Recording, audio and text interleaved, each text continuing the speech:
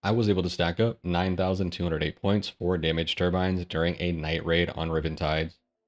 For my equipment, I brought in a Jupiter with 5 stacks of ammo, an Anvil with 3 stacks of ammo, a light shield, and what was supposed to be a medium shield, but I did accidentally grab a heavy shield, which you can't use with the MK3 Survivor Augment, a set of barricades, 4 stacks of sterilized bandages, a stack of herbal bandages, 2 stacks of shield rechargers, a single stack of adrenaline shots, 8 wolf packs, a photoelectric cloak, zip lines, and a snap hook. Now, once you spawn in, you're essentially going to have to wait until halfway through the match when the turbines spawn. I've seen turbines spawn only around the 14-minute mark, so you're going to have to be patient and wait for them to come in. On top of that, as far as I know, the number of turbines that spawn during a match is totally random.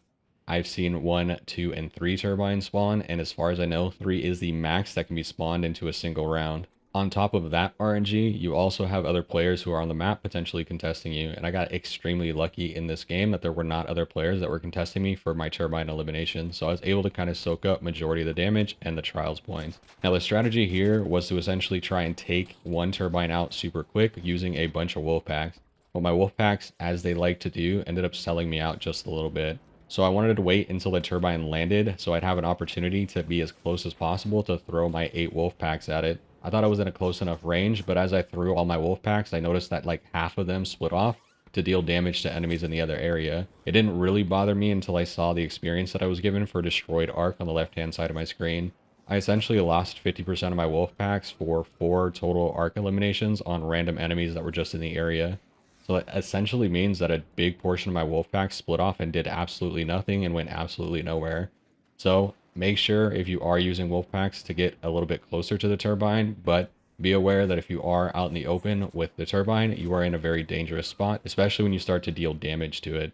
Now, once the turbine begins to take damage, it will begin to attack back with a lightning strike attack that will split out from its body into 3 unique projectiles that are jagged and will sprawl out across an area. After a short delay of those projectiles firing out, a bunch of lightning will strike the entire area and it will deal massive damage and stun you if you're caught in any part of it. You need to make sure that you're behind cover, and even being behind cover isn't enough.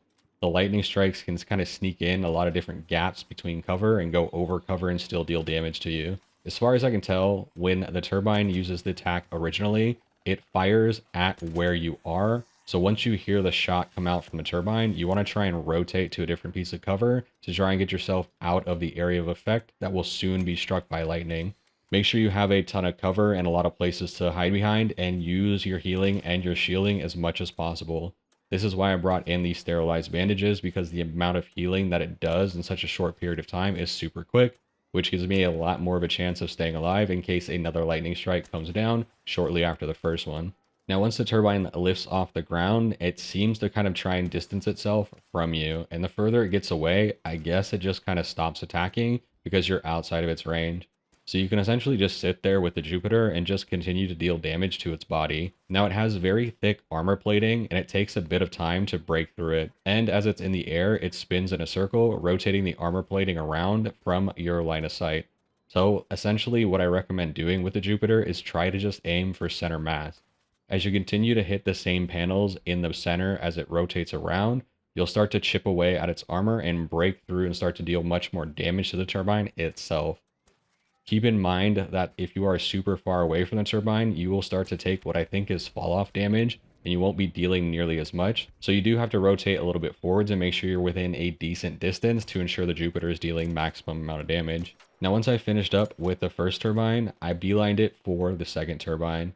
And this is where I wanted to use my adrenaline shots and use some zip lines that I placed earlier to help me cross the map a little bit faster.